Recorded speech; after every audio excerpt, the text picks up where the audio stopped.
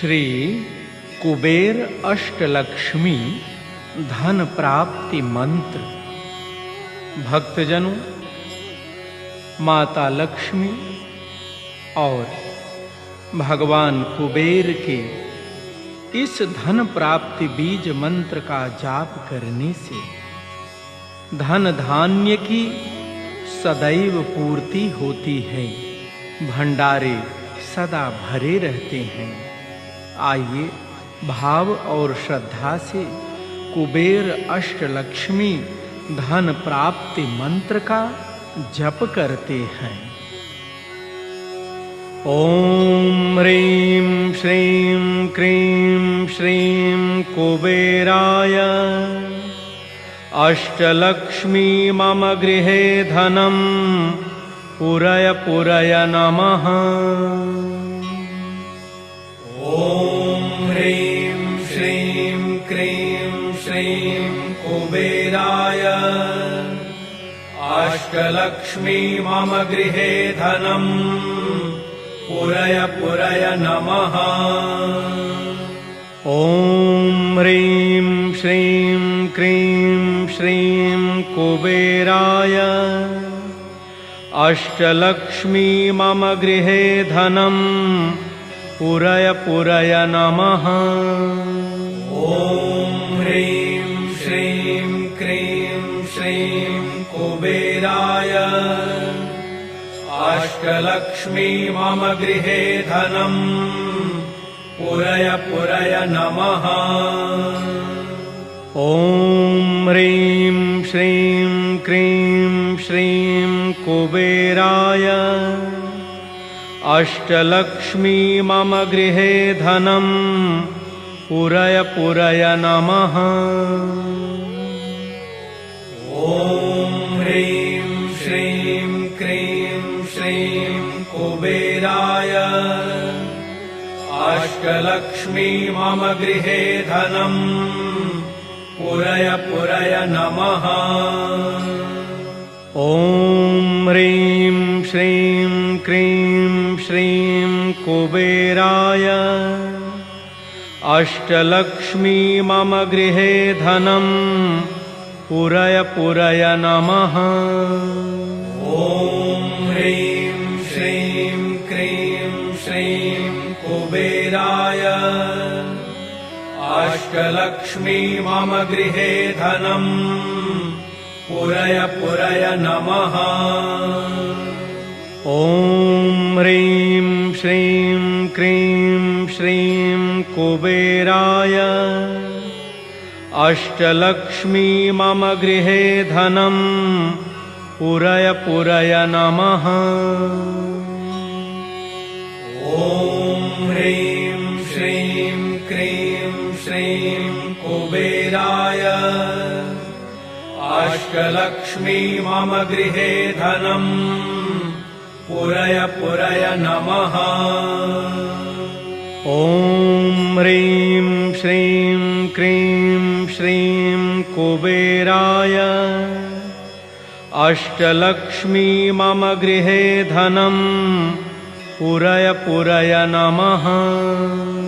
ओम ह्रीं श्रीं क्रीं श्रीं कुबेराय अष्टलक्ष्मी मम गृहे धनं पुरय पुरय नमः।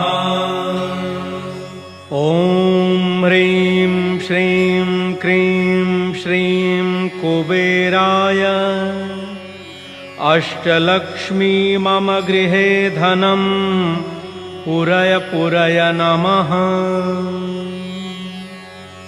ओम ह्रीं श्रीं क्रीं श्रीं कुबेराय अष्टलक्ष्मी मम गृहे धनं पुरय पुरय नमः। ओम ह्रीं श्रीं क्रीं श्रीं कुबेराय अष्टलक्ष्मी मम गृहे धनं पुरय पुरय नमः। ओम ह्रीं श्रीं क्रीं श्रीं कुबेराय अष्टलक्ष्मी मम गृहे धनम् पुरय पुरय नमः। ॐ ह्रीं श्रीं क्रीं श्रीं कुबेराय अष्टलक्ष्मी मम गृहे धनम् पुरय पुरय नमः। ॐ ह्रीं श्रीं क्रीं श्रीं कुबेराय अष्टलक्ष्मी मम गृहे धनम् पुरय पुरय नमः। ॐ ह्रीं श्रीं क्रीं श्रीं कुबेराय अष्टलक्ष्मी मम गृहे धनम् पुरय पुरय नमः। ॐ ह्रीं श्रीं क्रीं श्रीं कुबेराय अष्टलक्ष्मी मम गृहे धनम् पुरय पुरय नमः। ॐ ह्रीं श्रीं क्रीं श्रीं कुबेराय अष्टलक्ष्मी मम गृहे धनम् पुरय पुरय नमः। ॐ ह्रीं श्रीं क्रीं श्रीं कुबेराय अष्टलक्ष्मी मम गृहे धनम् पुरय पुरय नमः। ॐ ह्रीं श्रीं क्रीं श्रीं कुबेराय अष्टलक्ष्मी मम गृहे धनम् पुरय पुरय नमः।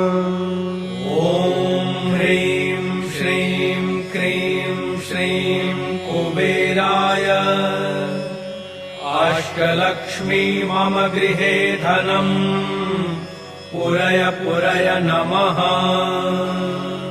ॐ ह्रीं श्रीं क्रीं श्रीं कुबेराय अष्टलक्ष्मी मम गृहे धनम् पुरय पुरय नमः। ॐ ह्रीं श्रीं क्रीं श्रीं कुबेराय अष्टलक्ष्मी मम गृहे धनम् पुरय पुरय नमः। ॐ ह्रीं श्रीं क्रीं श्रीं कुबेराय अष्टलक्ष्मी मम गृहे धनम् पुरय पुरय नमः। ॐ ह्रीं श्रीं क्रीं श्रीं कुबेराय अष्टलक्ष्मी मम गृहे धनम् पुरय पुरय नमः। ॐ ह्रीं श्रीं क्रीं श्रीं कुबेराय अष्टलक्ष्मी मम गृहे धनम् पुरय पुरय नमः। ॐ ह्रीं श्रीं क्रीं श्रीं कुबेराय अष्टलक्ष्मी मम गृहे धनम् पुरय पुरय नमः। ॐ ह्रीं श्रीं क्रीं श्रीं कुबेराय अष्टलक्ष्मी मम गृहे धनम् पुरय पुरय नमः। ॐ ह्रीं श्रीं क्रीं श्रीं कुबेराय अष्टलक्ष्मी मम गृहे धनम् पुरय पुरय नमः। ॐ ह्रीं श्रीं क्रीं श्रीं कुबेराय अष्टलक्ष्मी मम गृहे धनम् पुरय पुरय नमः। ॐ ह्रीं श्रीं क्रीं श्रीं कुबेराय अष्टलक्ष्मी मम गृहे धनम् पुरय पुरय नमः। ॐ ह्रीं श्रीं क्रीं श्रीं कुबेराय अष्टलक्ष्मी मम गृहे धनम् पुरय पुरय नमः। ॐ ह्रीं श्रीं क्रीं श्रीं कुबेराय अष्टलक्ष्मी मम गृहे धनम् पुरय पुरय नमः। ॐ ह्रीं श्रीं क्रीं श्रीं कुबेराय अष्टलक्ष्मी मम गृहे धनम् पुरय पुरय नमः। ॐ ह्रीं श्रीं क्रीं श्रीं कुबेराय अष्टलक्ष्मी मम गृहे धनम् पुरय पुरय नमः। ॐ ह्रीं श्रीं क्रीं श्रीं कुबेराय अष्टलक्ष्मी मम गृहे धनम् पुरय पुरय नमः। ॐ ह्रीं श्रीं क्रीं श्रीं कुबेराय अष्टलक्ष्मी मम गृहे धनम् पुरय पुरय नमः। ॐ ह्रीं श्रीं क्रीं श्रीं कुबेराय अष्टलक्ष्मी मम गृहे धनम् पुरय पुरय नमः। ॐ ह्रीं श्रीं क्रीं श्रीं कुबेराय अष्टलक्ष्मी मम गृहे धनम् पुरय पुरय नमः। ॐ ह्रीं श्रीं क्रीं श्रीं कुबेराय अष्टलक्ष्मी मम गृहे धनम् पुरय पुरय नमः। ॐ ह्रीं श्रीं क्रीं श्रीं कुबेराय अष्टलक्ष्मी मम गृहे धनम् पुरय पुरय नमः। ॐ ह्रीं श्रीं क्रीं श्रीं कुबेराय अष्टलक्ष्मी मम गृहे धनम् पुरय पुरय नमः। ॐ ह्रीं श्रीं क्रीं श्रीं कुबेराय अष्टलक्ष्मी मम गृहे धनम् पुरय पुरय नमः। ॐ ह्रीं श्रीं क्रीं श्रीं कुबेराय अष्टलक्ष्मी मम गृहे धनम् पुरय पुरय नमः। ॐ ह्रीं श्रीं क्रीं श्रीं कुबेराय अष्टलक्ष्मी मम गृहे धनम् पुरय पुरय नमः। ॐ ह्रीं श्रीं क्रीं श्रीं कुबेराय अष्टलक्ष्मी मम गृहे धनम् पुरय पुरय नमः। ॐ ह्रीं श्रीं क्रीं श्रीं कुबेराय अष्टलक्ष्मी मम गृहे धनम् पुरय पुरय नमः। ॐ ह्रीं श्रीं क्रीं श्रीं कुबेराय अष्टलक्ष्मी मम गृहे धनम् पुरय पुरय नमः। ॐ ह्रीं श्रीं क्रीं श्रीं कुबेराय अष्टलक्ष्मी मम गृहे धनम् पुरय पुरय नमः। ॐ ह्रीं श्रीं क्रीं श्रीं कुबेराय अष्टलक्ष्मी मम गृहे धनम् पुरय पुरय नमः। ॐ ह्रीं श्रीं क्रीं श्रीं कुबेराय अष्टलक्ष्मी मम गृहे धनम् पुरय पुरय नमः। ॐ ह्रीं श्रीं क्रीं श्रीं कुबेराय अष्टलक्ष्मी मम गृहे धनम् पुरय पुरय नमः। ॐ ह्रीं श्रीं क्रीं श्रीं कुबेराय अष्टलक्ष्मी मम गृहे धनम् पुरय पुरय नमः। ॐ ह्रीं श्रीं क्रीं श्रीं कुबेराय अष्टलक्ष्मी मम गृहे धनम् पुरय पुरय नमः। ॐ ह्रीं श्रीं क्रीं श्रीं कुबेराय अष्टलक्ष्मी मम गृहे धनम् पुरय पुरय नमः।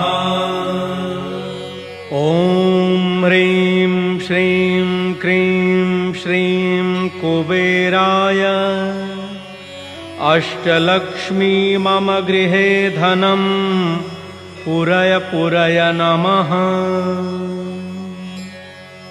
ॐ ह्रीं श्रीं क्रीं श्रीं कुबेराय अष्टलक्ष्मी मम गृहे धनम् पुरय पुरय नमः। ॐ ह्रीं श्रीं क्रीं श्रीं कुबेराय अष्टलक्ष्मी मम गृहे धनम् पुरय पुरय नमः। ॐ ह्रीं श्रीं क्रीं श्रीं कुबेराय अष्टलक्ष्मी मम गृहे धनम् पुरय पुरय नमः। ॐ ह्रीं श्रीं क्रीं श्रीं कुबेराय अष्टलक्ष्मी मम गृहे धनम् पुरय पुरय नमः।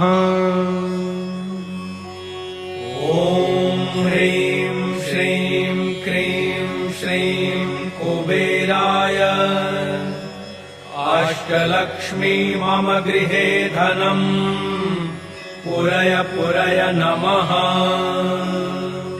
ॐ ह्रीं श्रीं क्रीं श्रीं कुबेराय अष्टलक्ष्मी मम गृहे धनम् पुरय पुरय नमः।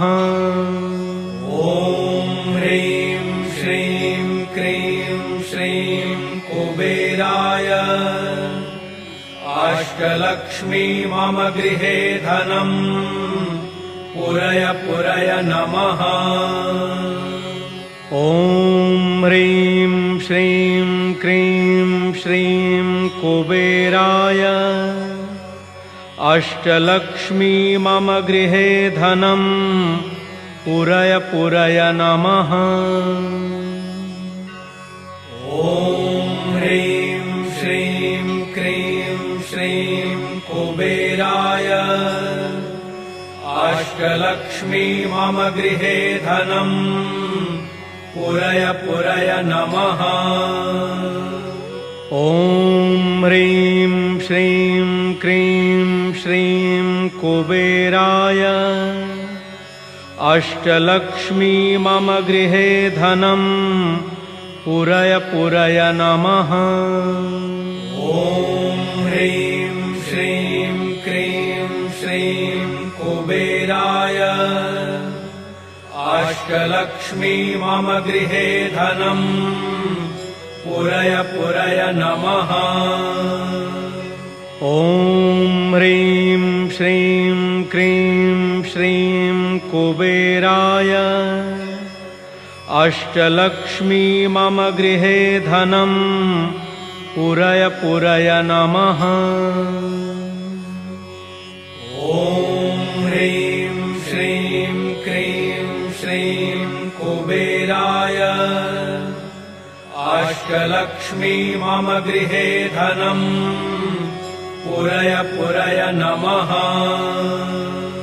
ॐ ह्रीं श्रीं क्रीं श्रीं कुबेराय अष्टलक्ष्मी मम गृहे धनम् पुरय पुरय नमः। ॐ ह्रीं श्रीं क्रीं श्रीं कुबेराय अष्टलक्ष्मी मम गृहे धनम् पुरय पुरय नमः। ॐ ह्रीं श्रीं क्रीं श्रीं कुबेराय अष्टलक्ष्मी मम गृहे धनम् पुरय पुरय नमः। ॐ ह्रीं श्रीं क्रीं श्रीं कुबेराय अष्टलक्ष्मी मम गृहे धनम् पुरय पुरय नमः। ॐ ह्रीं श्रीं क्रीं श्रीं कुबेराय अष्टलक्ष्मी मम गृहे धनम् पुरय पुरय नमः।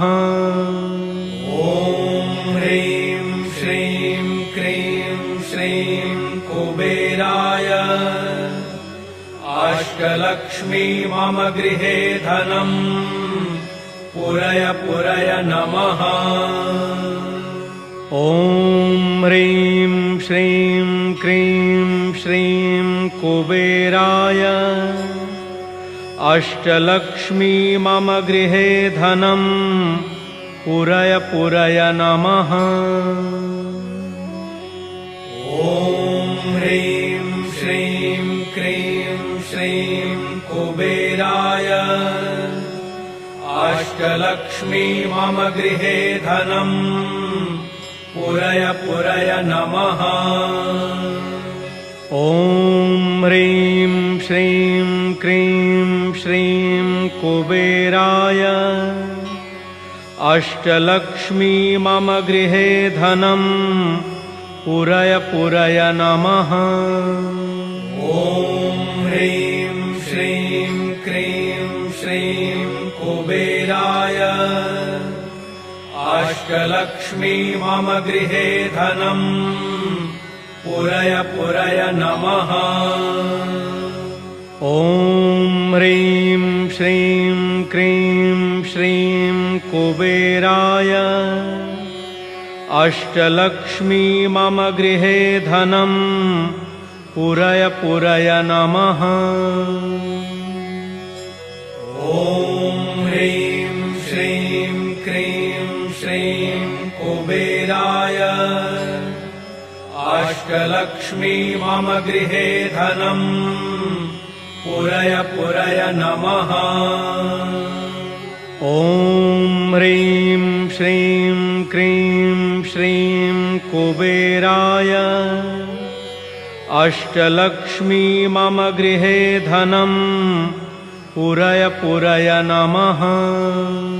ॐ ह्रीं श्रीं क्रीं श्रीं कुबेराय अष्टलक्ष्मी मम गृहे धनम् पुरय पुरय नमः। ॐ ह्रीं श्रीं क्रीं श्रीं कुबेराय अष्टलक्ष्मी मम गृहे धनम् पुरय पुरय नमः। ॐ ह्रीं श्रीं क्रीं श्रीं कुबेराय अष्टलक्ष्मी मम गृहे धनम् पुरय पुरय नमः। ॐ ह्रीं श्रीं क्रीं श्रीं कुबेराय अष्टलक्ष्मी मम गृहे धनम् पुरय पुरय नमः। ॐ ह्रीं श्रीं क्रीं श्रीं कुबेराय अष्टलक्ष्मी मम गृहे धनम् पुरय पुरय नमः। ॐ ह्रीं श्रीं क्रीं श्रीं कुबेराय अष्टलक्ष्मी मम गृहे धनम् पुरय पुरय नमः। ॐ ह्रीं श्रीं क्रीं श्रीं कुबेराय अष्टलक्ष्मी मम गृहे धनम् पुरय पुरय नमः। ॐ ह्रीं श्रीं क्रीं श्रीं कुबेराय अष्टलक्ष्मी मम गृहे धनम् पुरय पुरय नमः। ॐ ह्रीं श्रीं क्रीं श्रीं कुबेराय अष्टलक्ष्मी मम गृहे धनम् पुरय पुरय नमः। ॐ ह्रीं श्रीं क्रीं श्रीं कुबेराय अष्टलक्ष्मी मम गृहे धनम् पुरय पुरय नमः। ॐ ह्रीं श्रीं क्रीं श्रीं कुबेराय अष्टलक्ष्मी मम गृहे धनम् पुरय पुरय नमः। ॐ ह्रीं श्रीं क्रीं श्रीं कुबेराय अष्टलक्ष्मी मम गृहे धनम् पुरय पुरय नमः। ॐ ह्रीं श्रीं क्रीं श्रीं कुबेराय अष्टलक्ष्मी मम गृहे धनम् पुरय पुरय नमः। ॐ ह्रीं श्रीं क्रीं श्रीं कुबेराय अष्टलक्ष्मी मम गृहे धनम् पुरय पुरय नमः। ॐ ह्रीं श्रीं क्रीं श्रीं कुबेराय अष्टलक्ष्मी मम गृहे धनम् पुरय पुरय नमः।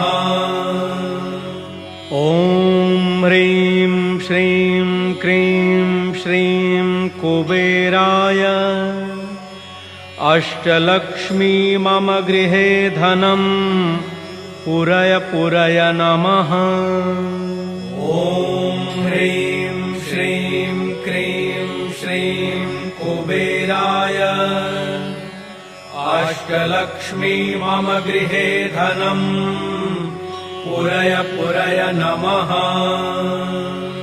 ॐ ह्रीं श्रीं क्रीं श्रीं कुबेराय अष्टलक्ष्मी मम गृहे धनम् पुरय पुरय नमः।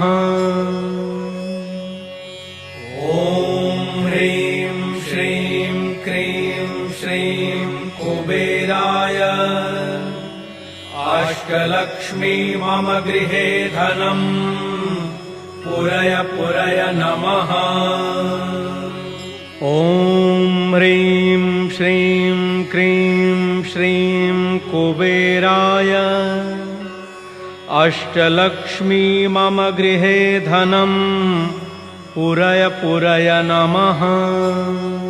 ॐ ह्रीं श्रीं क्रीं श्रीं कुबेराय अष्टलक्ष्मी मम गृहे धनम् पुरय पुरय नमः। ॐ ह्रीं श्रीं क्रीं श्रीं कुबेराय अष्टलक्ष्मी मम गृहे धनम् पुरय पुरय नमः। ॐ ह्रीं श्रीं क्रीं श्रीं कुबेराय अष्टलक्ष्मी मम गृहे धनम् पुरय पुरय नमः।